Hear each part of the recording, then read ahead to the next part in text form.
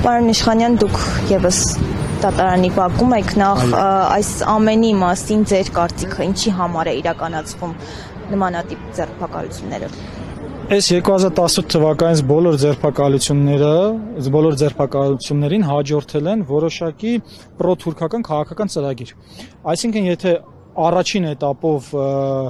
գործեր էին հարուցում դատավորների վրա, հիշում եք, շրջափակում էին դատարանները,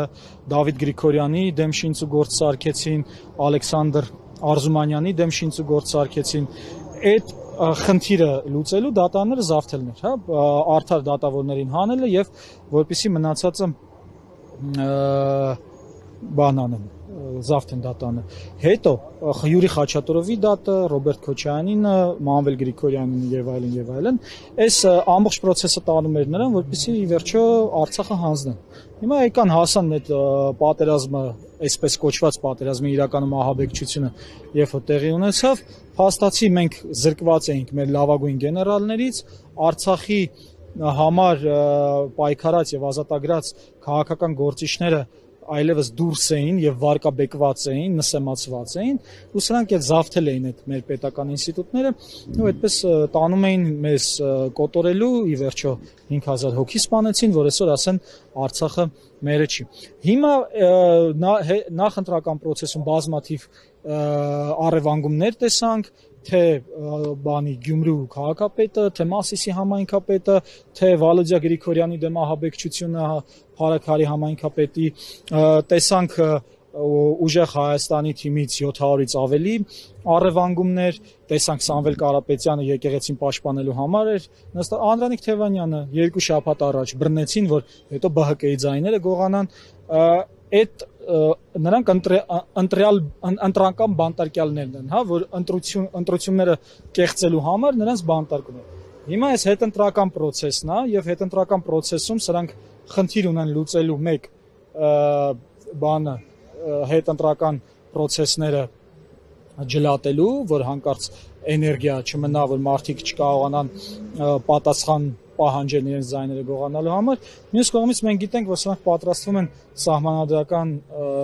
պսևդո փոփոխություններ, պատրաստվում են Տիգրանաշենը հանձնեն, պատրաստվում են Սյունիքից մասեր հանձնեն, ու այս պարագայում իրենց պետք է որպեսզի ջլատեն այն թիմերը, որոնք կազմակերպված են, որ չկարողանան ժամանակ գտնեն ու պայքարեն այն հարցերի շուրջ, որոնք սրանք հեսա բերելու են մեր գլխին դնեն։ Այս գործով հատկապես հատկանշական է այն, նայեք սա նեոբոլշևիզմը ուր է տանում։ Երբ որ 37 թվականին NKVD-ի 0047 հրամանով անմեղ մարդկանց տանում էին գնդակահարելու, այդ թվում իմ մեծ պապիկիս ու մեծ տատիկիս։ Ստալինի մահից հետո 53 թվից հետո, երբ որ Խրուշչովը եկավ, այդ զնհալի ժամանակ այդ բոլոր մարդիկ արդարացվեցին։ Անմեղ մարդկանց տարել գնդակահարել են, կյանքից զրկել են։ Հիմա նայեք սրանք ինչ են անում։ Ավետիք Չալաբյանը հայտնի է, որ 22 թվականին գլխին գործ սարքեցին, ամիսներով ազատազրկեցին, հետո արդարացվեց։ Ասեցին այդ օրենքը Վենետիկի հանձնաժողովն էլ բան արեց,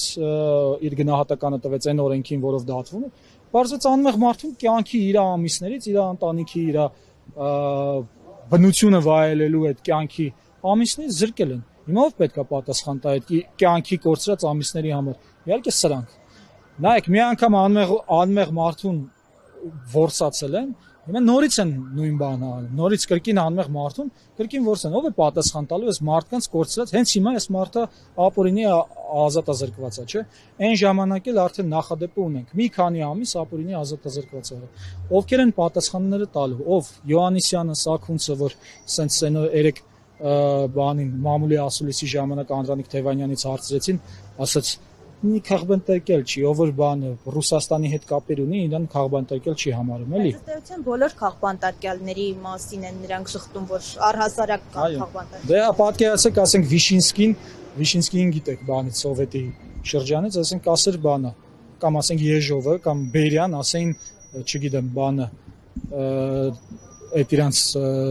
ձերբակալված, ասենք ասեր Եղիջը Չարենցը բանը, քաղբանտարկյալը, կամ ասենք Բակունցը, կամ չգիտեմ, այն մյուսը, ասեին քաղբանտարկյալ են, ոչ թե բան են տանում ենք սպանենք, որ մեր իշխանությանը վայիս չլինեն։ Հիմա բնականաբար ասենք այդ մարդիկ, այդ արբանյակները, որոնք եվրովայրենիներ են, քանի որ Եվրոպան վերադարձել է ֆաշիզմին, իմ սիրելի Եվրոպան, որը պետք է ազատագրել, որ Հայաստանն էլ ազատագրվի, հիմա այդ եվրովայրենիներով, այդ ռասիստական մոտեցումով խտրականության են ենթարկում այն մարդկանց, որոնք ունեն ոչ թե քաղաքական այլ հայացքներ, այլ որոնք ահաբեկչության դեմ են պայքարում, որովհետև ի վերջո քաղաքացիական պայմանագիրը անլեգալ իշխանություն է, նա ձայները գողանալով է դարձել, նա ինքնիրավչություն է արել, ինքնահռչակ է ժամը 2-ին հայտարարելով, որ ինքն է հաղթել եւ այդպիսով տապալել է Սահմանադրություն եւ Կենտրոնական ընտրական հանձնաժողովի գործունեությունը, Արցախն է հանձնել, հռչակագիրն է ոտնահարել, Սահմանադրությունը խախտել է մի քանի 100 անգամ եկեղեցու թեմայով 17-րդ հոդվածը եւ գիտեք Գորիսկապան ճանապարհը տալը Տավուշի տարածքները, այս ամբողջը, այս բանը նշանակում է, որ իրանք գործում են Սահմանադրությունից դուրս հակաիրավական եւ նրանք պարզապես զավթել են ու ասենց կարճած են իշխանությունից, որ ժողովուրդը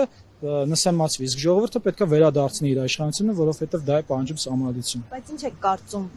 Փաշինյանի իշխանությունը ինչ քայլերի կգնա, արդյոք կալանքի կտանեն, թե ամեն դեպքում այս անգամ կզիջեն, կընդառաջեն։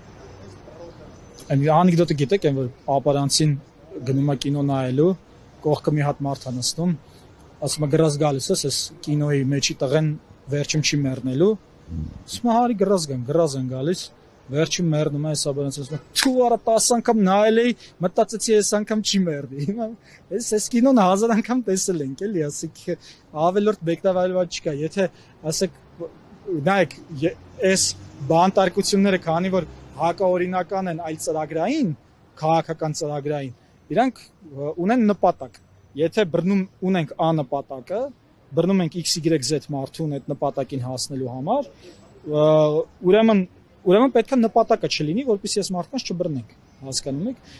Դրա համար իրավական կոնտեքստով ստեղ խոսալը աբսուրդ է, ստեղ կարելի է մենակ խոսալ անեկդոտների լեզվով։